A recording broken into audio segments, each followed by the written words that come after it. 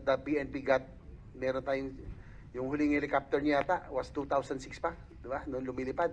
Yung brand used. Yung binenta na brand used pero ginawang brand new, di ba? Kaya hindi na nagamit, nagkakaso, kaya brand used. But we gave new choppers, new equipment, everything. Ang sa akin lang, Mr. Chair, and then during the time of President Duterte, the salaries of the PNP was raised significantly. Kaya lang, nakakalungkot na ang daming, maraming ano, I think the PNP has a lot of things to do. Ang daming investigation, no? As mentioned by Senator Bato earlier dito, na police involved in drugs, in other crimes.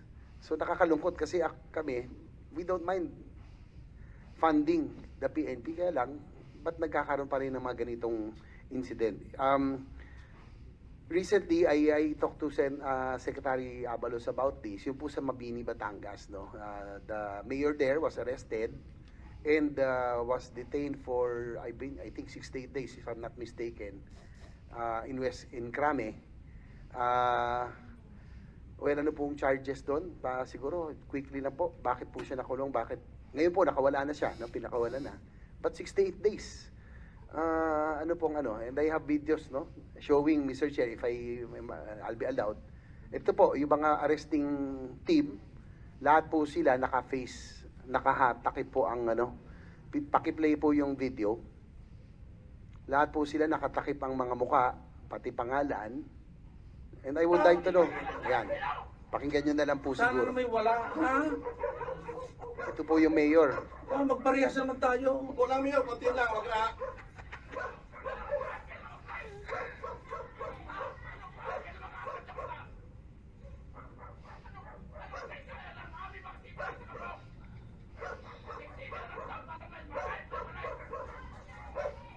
Mayor, Oo.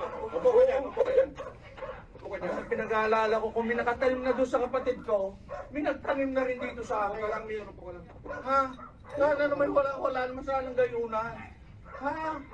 Ganun nyo, kung kayo yung mga nagtanim sa amin, ipakukulong nyo kami ng walang kasalanan.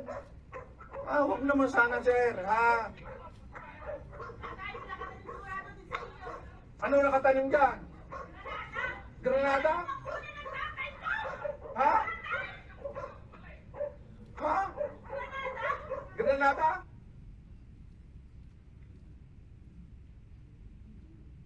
Yan po, Mr. Chair, yung granada nasa ulo. Doon po na, wala naman yata maglalagay ng granada sa ulo. Granada rin ang ilalagay. Para ikaw walang piyansa. Gano'n naman yung gagawin mo sa akin. Sana na may huwag, ha? Wala kayong makikita sa akin. Dahil matagal na alam ko na may magpapasearch sa akin. Tsaka unang-una kahit wala pa noon, ha? Wala kayong makukuha sa akin iligan. Ha? Wala. Mayor, upo ka lang dyan. Huwag naman sanang gayon ang mangyari. Ha? Okay, siguro kata natin. From what I know, information, the reason why the mayor was arrested because of private armed groups, yung PAGs, no? Intel report, may PAGs. Pero as you can see, doon po, talagang parang ni walang armado, ni walang bodyguard, walang resistance, nakita niyo may itsura ng bahay, di ba? So, I think, although we fund the PNP, we deserve an explanation of these things. We do not want a culture of impunity to continue. Ganun na nga nung past administration ang image. So I guess we have to change that. Your permission, Vice Chair JV, I just want to acknowledge also one of the Vice Chair, Senator Francis Tolentino, our Blue Ribbon and Justice Chair. Morning, sir. Thank you, Senator. Sige, Chief Pepe, can you answer? O siguro si IDG bang nag-ano yan? Sino bang unit ang nag-lead? Yes, sir.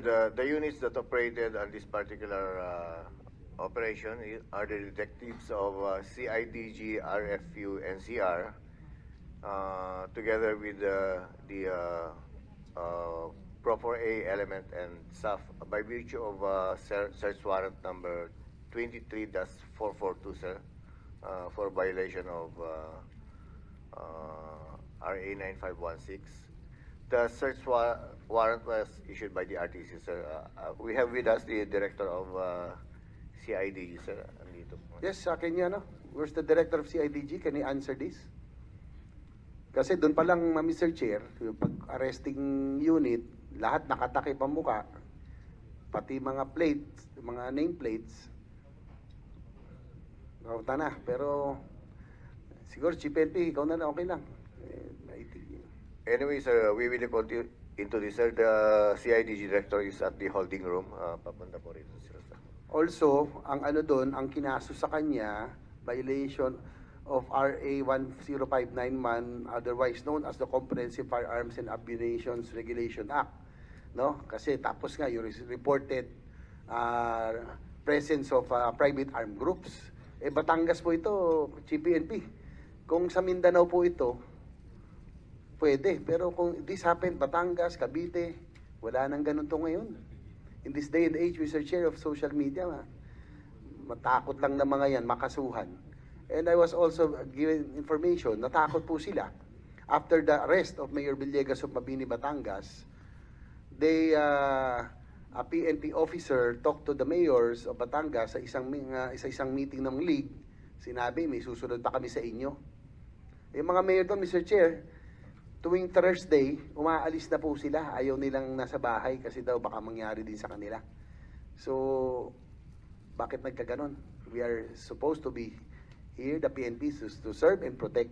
Hindi tayo dapat we do not wish to promote a culture of impunity. Yes, sir. If I may, sir, talagang as the Chief PNP, sir, if doon sa 5 focus agenda ko, one is aggressive and honest law enforcement operation. While we want it aggressive, we want also honestly done, because that is one way of getting the trust and confidence of the public, sir. So, Kaya lang yung manner kasi, CPNP, Mr. Chair, consume na ako ng 10 minutes, but I have to, before we leave this, yun na, yung pag-apply po ng search warrant, no? Medyo may, it was applied in Antipolo. No? Bakit sa Antipolo RTC nyo in-apply? Yung pinanggaling, yung saan po ginawa? Sa Mabini, Batangas yung arrest, di ba? So, ano doon? Tapos yung picture that was sent for the application of search warrant was not even the mayor's picture. It was his brother. No? Nakita namin yon, kapatid niya, picture. I think yung mga brothers niya may mga issues, pero kaganon, di ba? Doon pa lang, technically, meron na tayong violation doon. Hindi naman siguro pwedeng sabihin ng kasalanan ng isang miyembro ng pamilya, kasalanan din niya. Di ba? Doon po yung can you confirm this na yung application, Chief NP? Wala pa ba yung CIDG head?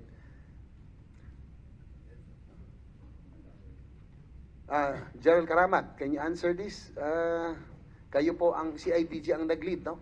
No operation na ito, yung Good morning, Your Honor, sir. Yes, sir, that's correct. Before that operation, pinaalam nila po yun sa akin, and I give the approval based doon sa information that was given to me. And accordingly, these brothers, marami silang mga dero, including, kung matatandaan nyo, sir, one of the suspect, yung kapatid nila is a former police officer who was dismissed from the police service. And the other one was AVC president, maraming complaint. And these brothers are na-validate ng Regional 4A na parang mapapasok na sila, sir, sa PAGS. That's the reason why I give the approval na to conduct, to apply search warrant to those suspects, sir. Regarding doon, sir, sa sinabi nyo kanina na may mga mayors na natatakot, well, ang masasabi ko lang, the PNP enforces the law without fear or favor. kung hindi nagtatago ng PAGS o hindi nagmi-maintain ng PAGS itong mga mayor na ito, wala po silang dapat katakutan po, sir. So, Pero General, sorry to Yes, cut sir. you, no? Sabi ko nga kay Secretary Abalos noon, or General Acorda, if this happened 20 years ago, believable sa Batangas, Cavite, wala nang ganyan ngayon. I don't think there is still a lot presence of private armed groups in the area. Kung siguro sa Mindanao, ngayon pwede ako maniwala. Pero ngayon sa Batangas, Calabarzon, wala na tayong naririnig na ganyan. And I had the chance to meet pa isa-isa yung mga nagsosolicit sa amin ng project ng mga mayor. Hindi sa isa ko. Naniniwala ba kayo sa nangyari? Walang naniniwala eh. Natakot nga sila. In fact, Thursday pa lang, karamihan sa mayors, umaalis na ng bahay nila dahil ayaw nila mangyari. Yung nangyari kay Mayor Villanueva. Can you answer this? Ano, hindi kayo inaano, General Karamat? As I mentioned, Yes. I'm one of the biggest supporters of PBBM. Alam niyo yan, na pinakamalaking budget nung time na ako nag-defend nito. Yes, Kaya sir. lang, you have to justify your actions. Hindi pwedeng culture of impunity would remain. Yes, sir. Regarding doon po, sir, sa information na kumakalat na mayroon pong susunod na mayor, sir, actually, sir, wala pong ganun, sir. Pero yun po, nanggaling sa mga mayors eh. One of your I don't officers, know where that sinabi po information nila. from. Sinabi po niya, susunod pa namin 7 sa inyo. Kaya nga takot-takot, walang umuwi sa mga yun. Sir, Bigay ko lang, papakita ko lang, Mr. Chair. Ito pong application for search warrant, may baril pa kay Mayor, pero hindi po siya ito. Kapatid daw niya ito. So doon pa lang, nagkamali, tapos antipolo nyo pa in-apply. Diba? Bakit hindi doon sa place of where the incident happened o yung supposed to be raid sa Batangas? Bakit sa antipolo kailangan mag-apply? yes, sir. For the purpose of secrecy, sir, so that our operations will not be burned out. I think there's nothing wrong with that, sir. And regarding doon sa mga 7 mayors na susunod daw na i-applyan, sir, as the CIDG director, sir, I can assure you that Get your assurance. Can we get your Yes, sir. assurance na wala Yes, na sir. mangyayari ganyan? Yes, sir. Unless that in the future they will not commit any mistake, sir, or any violation, sir. Yan po, sir. General Karamat, again, if this happened 10, 20 years ago, maniniwala ako eh. In this day and age of social media, takot na lahat sa kaso, takot na lahat sa mailabas. Lalo na in Calabarzon, napakalapit sa Metro Manila. I'm sure our chair and Senator Gatchalian here would agree. No? Wala nang gagawa ng ganyan in this day and age. Kasi ang pinakahuling ayaw natin na magamit ang PNP for political vendetta. Nangyari na sa akin yan, nung last year's hearing, di ba? Andito ba si Colonel Santos? Diba? Nung wala ako sa pwesto, papahuhuli pa ako. Ang hinuli niya, si biggest accomplishment niya kay Mayor Sabora, pinahuli yung mga nagkakape during the time of pandemic. Huwag naman sana maulit yung ganyan. That, again, we are already in the process of PNP reorganization na dapat yung PNP will be apolitical. So ito, parang merong shade ng politika ito, siguro. Di ba? Thank you, sir. As I said before, sir, we just base our operations based on the validations that these suspects are included in the potential PAGS watch list, sir. But for any other reasons like politics, I don't know these people, sir. So I can assure you, sir, that... Also, I don't know, for the Yes, record, sir. Mr. Chair, Yes, I sir. don't even know Mayor Villanueva. Hindi ko kilala yan. Sa Mabini, hindi nga ako nanalo dun eh. Di ba? Tinignan ko yung top 12, ay wala ako. Pero, I'm just doing this for... Mananalo ka na ngayon, Sen. JV. Siguro. Dahil dito sa issue na. Hindi, I'm just saying that, we do not want this to happen. Kasi nga, wag naman sanang gamitin ito sa... Tapos yung pong yung tanong ko lang, why standard operation ba yun na yung mga PNP nakakover ang yung raiding team, nakamas sila lahat, wala, nameplate sila, nakatakip, diba dapat yan, meron na nga tayong mga body cam eh. So bakit ganun? Lahat po nando sa raiding team unit, nakakover po ang lahat ng mata, ang nila, ang mga muka. Sir, kung naka-cover naman yung mga mukha, sir, Sir, they are equipped with alternate recording device or body-worn camera, sir. Sometimes may mga intelligence operatives natin, sir, na hindi pwedeng i-divert.